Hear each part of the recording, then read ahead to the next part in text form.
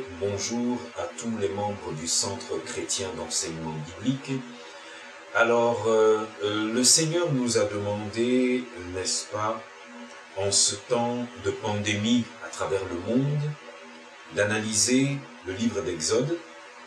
Et le Saint-Esprit m'a demandé de vous en parler.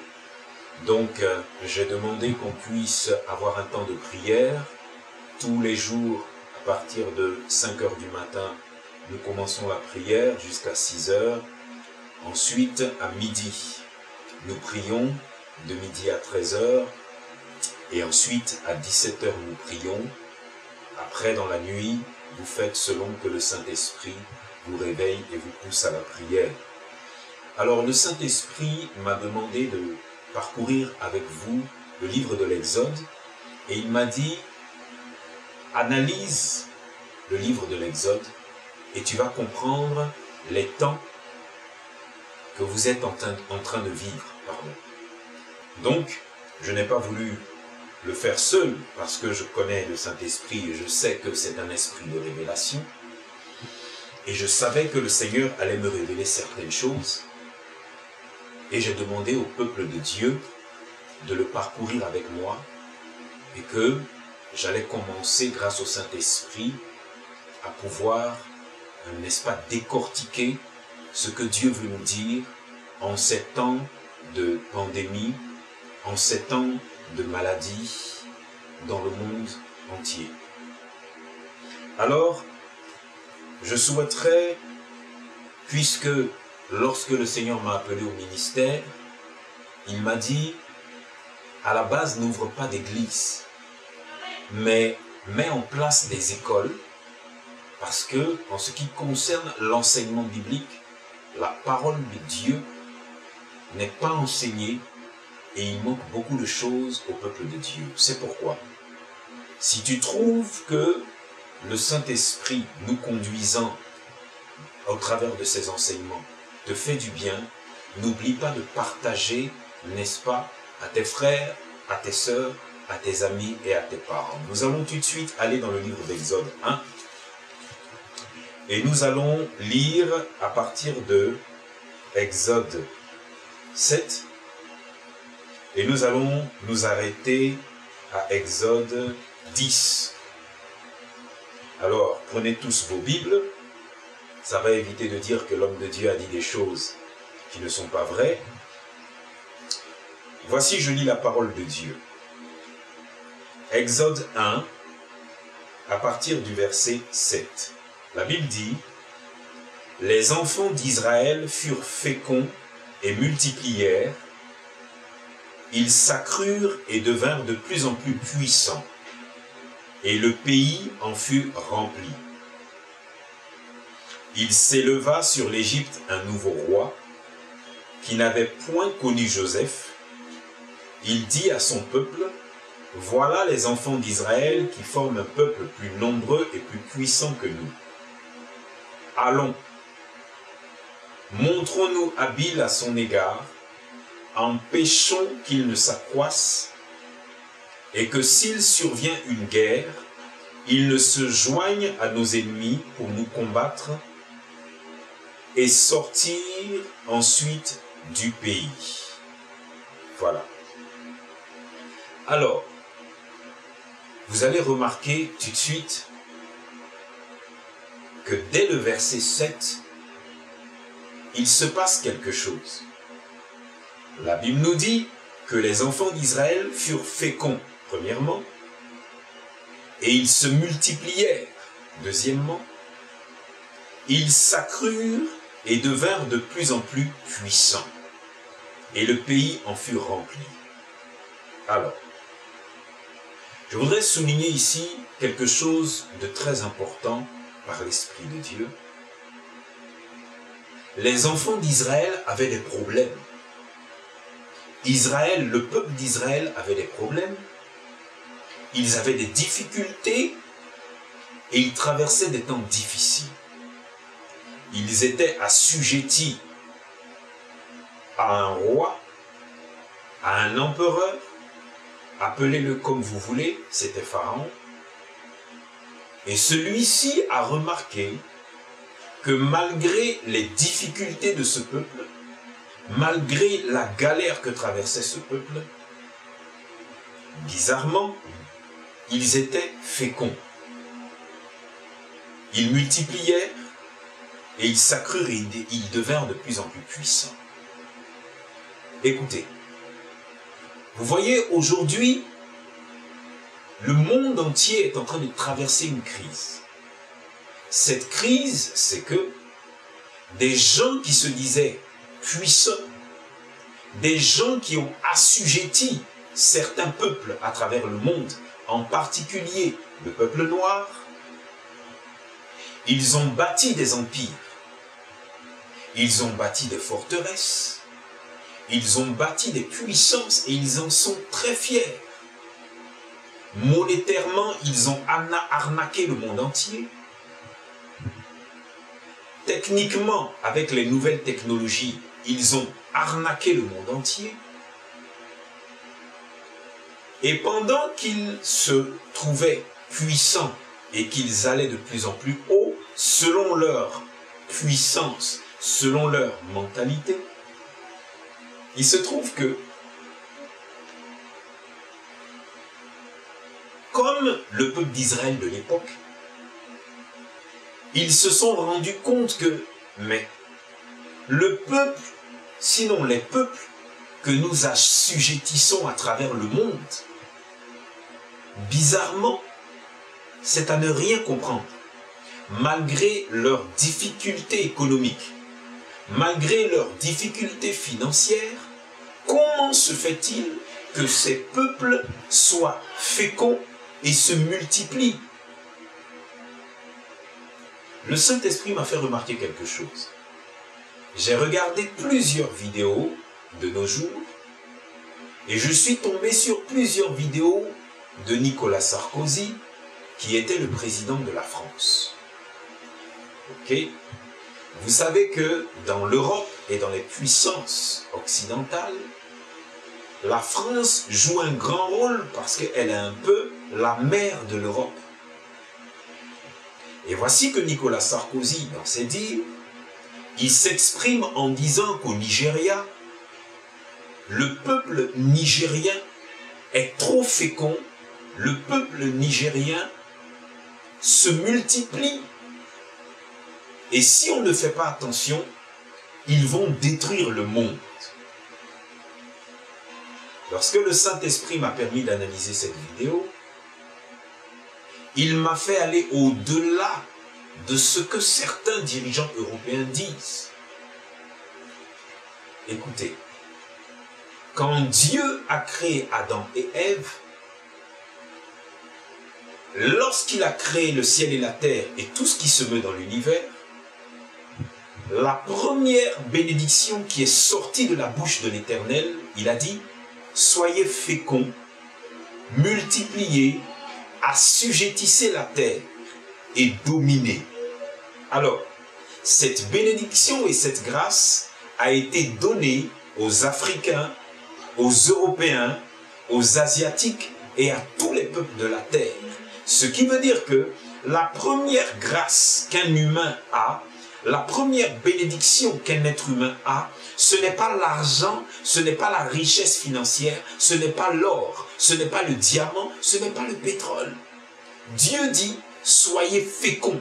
Ce qui veut dire que dès que Dieu a conçu l'univers, il a donné la grâce et la bénédiction à toute la création, ça veut dire les humains et les animaux, de multiplier sans cesse, de multiplier infiniment, de multiplier indéfiniment et de multiplier de manière surnaturelle et incroyable, de manière divine. Pourquoi? Parce que Dieu est surnaturel, Dieu est divin, Dieu est puissant.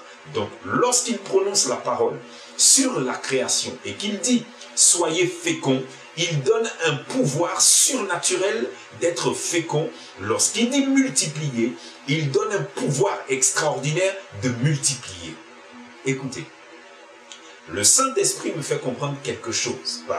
Lui qui est l'Esprit de Dieu, il dit, lorsque Dieu à prononcer ces paroles de bonté, ces paroles d'amour, ces paroles de bénédiction sur l'univers tout entier et sur tout ce qui se meut, Dieu savait que si les hommes étaient féconds de manière extraordinaire, surnaturelle et divine, automatiquement, ils allaient remplir la terre.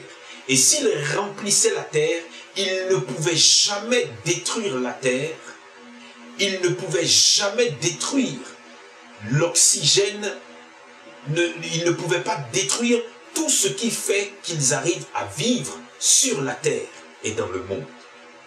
Alors, comment se fait-il que certains humains, certains présidents, certains rois se lèvent un matin et disent que sur le continent africain, nous avons un problème. Sur le continent européen, nous avons un problème. Sur le continent asiatique, nous avons un problème. Sur le continent américain, nous avons un problème.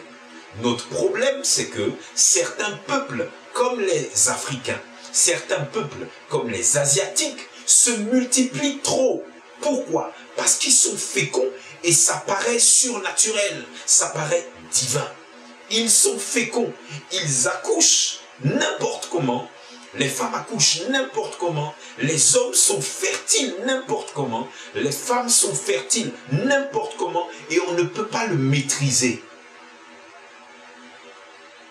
Vous savez, depuis des années et des années, les Européens ont tenté par diverses stratégies de pouvoir contrôler les naissances. Ça fait très longtemps, j'avais encore 10-15 ans quand déjà on nous parlait de contrôler les naissances à l'aide de certaines pilules, à l'aide de préservatifs. On nous parlait de maîtriser la démographie et l'homme n'y arrive pas. Pourquoi? Tout simplement parce que l'affaire est surnaturelle et divine. Et toute personne qui se dressera dans ce monde et qui dira que ce que je dis est faux est un menteur. Pourquoi? Parce que la preuve en est que ici, Israël a eu le même problème. Ce qui veut dire que si Israël a eu le même problème à cette époque, c'est que le même esprit qui manipulait Pharaon, si c'est un démon qui manipulait Pharaon, c'est le même esprit et le même démon qui est en train de manipuler les hommes d'État d'aujourd'hui qui disent que l'Afrique est un problème, l'Asie est un problème, parce qu'ils enfantent trop. Si nous ne maîtrisons pas l'enfantement, si nous ne maîtrisons pas la fécondité des Africains et des Asiatiques, si nous ne maîtrisons pas leur manière de se multiplier, ils vont détruire le monde parce qu'à cause d'eux, il y a des effets de serre, à cause d'eux, il n'y a plus assez de place sur la terre, à cause d'eux, ceux qui sont féconds et qui se multiplient, il n'y a plus assez d'oxygène, il n'y a plus assez d'air, il n'y a plus assez à manger, il n'y a plus assez, il n'y a plus assez, il n'y a plus assez. Mais laissez-moi vous dire par l'Esprit de Dieu que c'est un mensonge démoniaque, c'est un mensonge satanique. Pharaon ne marchait pas avec l'Esprit de Dieu. Pharaon ne marchait pas par l'Esprit de Dieu. Et si l'humanité aujourd'hui se laisse avoir par des gens, par des hommes, par des femmes qui disent qu'ils veulent organiser un nouvel ordre mondial, tandis qu'ils organisent un nouveau désordre mondial, il va y avoir des meurtres. Ça va être grave. Il va y avoir une dictature mondiale, de la même manière que Pharaon a voulu l'organiser, et ils vont commencer à détruire l'humanité parce que les hommes et les femmes n'ont pas compris que la fécondité est une bénédiction divine. La multiplication est une bénédiction divine. Et aujourd'hui, des hommes, des chefs d'État se lèvent et essaient d'éduquer l'humanité à l'envers en faisant croire que la fécondité, la multiplication ne sont que des malédictions. C'est incroyable. La Bible dit: les enfants d'Israël furent féconds et multiplièrent. Ils s'accrurent et devinrent de plus en plus puissants, et le pays en fut rempli. Je veux dire quelque chose à quelqu'un qui m'écoute aujourd'hui. Vous devez savoir que si on vous enlève la fécondité, dans tous les autres domaines de votre vie, vous ne serez plus fécond, vous serez stérile. Si on vous enlève la multiplication, dans tous les domaines de votre vie, vous n'allez plus multiplier parce qu'on vous a rendu stérile. Bizarrement, la Bible dit, ils devinrent de plus en plus puissants. Écoutez, regardez en Asie, vous allez voir que certaines armées asiatiques ne sont pas puissantes à cause des armes, elles ne sont pas puissantes à cause des stratégies. Mais lorsqu'on vous dit qu'une armée asiatique est l'une des plus puissantes du monde, c'est parce qu'ils sont nombreux, aussi nombreux que des fourmis, aussi nombreux que des sauterelles. Lorsque les sauterelles viennent dévorer un champ de maïs, lorsque les sauterelles viennent dévorer un champ de salade, ou peu importe, ce n'est pas à cause de leur gabarit qu'elles sont dangereuses. Les sauterelles sont puissantes parce qu'elles sont très nombreuses et lorsqu'elles envahissent par nuage. C'est-à-dire que lorsqu'elles attaquent, c'est un nuage qui attaque. Et ça, au jour d'aujourd'hui, l'Europe en a peur. Regardez. Les Européens sont venus, le discours que je tiens est un discours spirituel. Ce n'est pas un discours raciste, ce n'est pas un discours amer, ce n'est pas un discours xénophobe, mais c'est une vérité spirituelle qui est très grave, et nous devons sonner l'alarme. En tant que serviteur de Dieu, je sonne le son du chauffard, le son de la trompette, afin que le peuple de Dieu se réveille et ne se fasse pas avoir.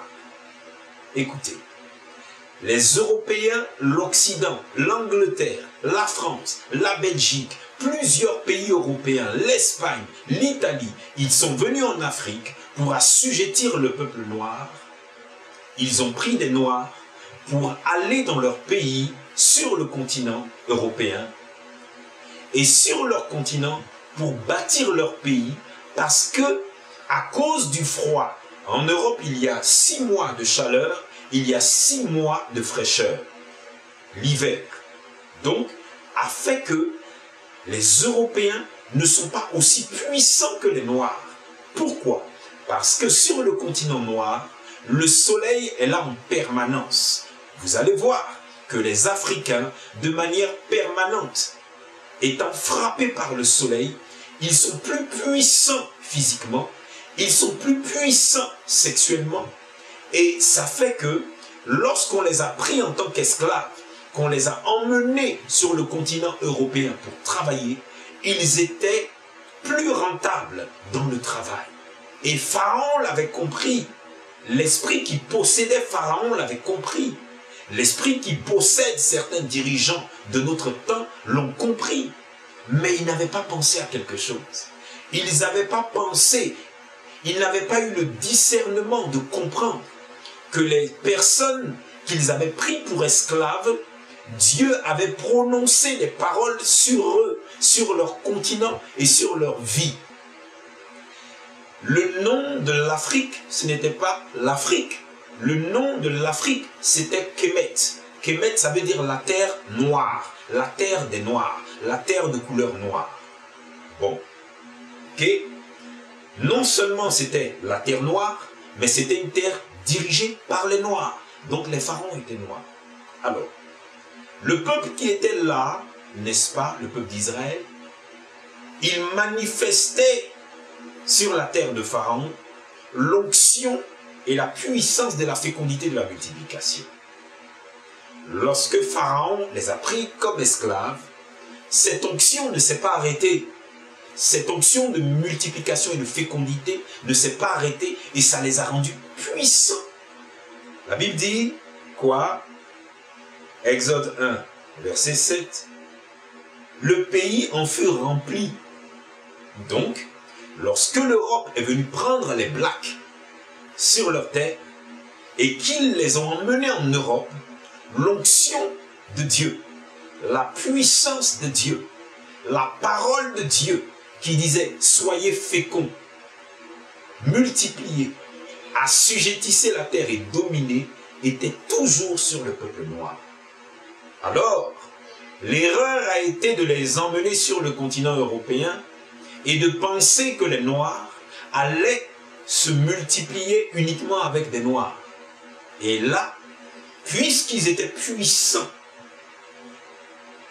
puisque les Noirs, elles étaient belles, les Européens qui étaient de colons ont commencé à coucher avec des Noirs.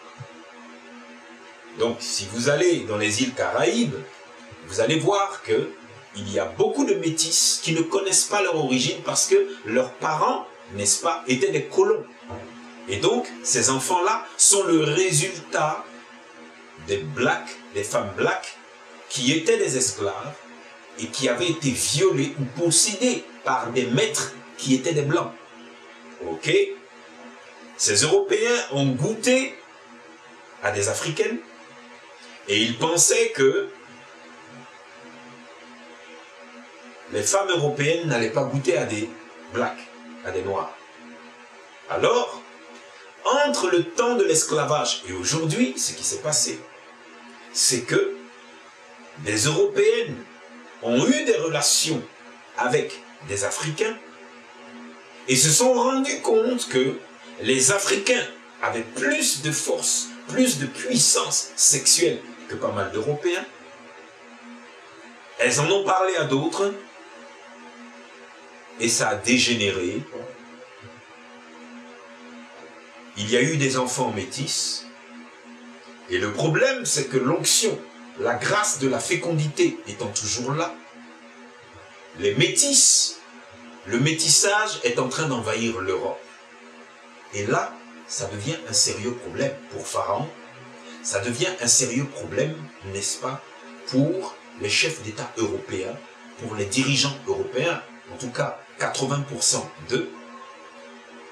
Et ils se réunissent la nuit, ils réfléchissent et ils se disent « Créons un système pour détruire ce qui est en train de se passer, pour mettre fin à ce qui est en train de se passer. » Alors la Bible dit « Il s'éleva sur l'Égypte un nouveau roi qui n'avait point connu Joseph. Il dit à son peuple « Voilà les enfants d'Israël qui forment un peuple plus nombreux et plus puissant que nous. » Mais comment ça se fait qu'ils sont plus puissants? Ils n'ont pas pris les armes,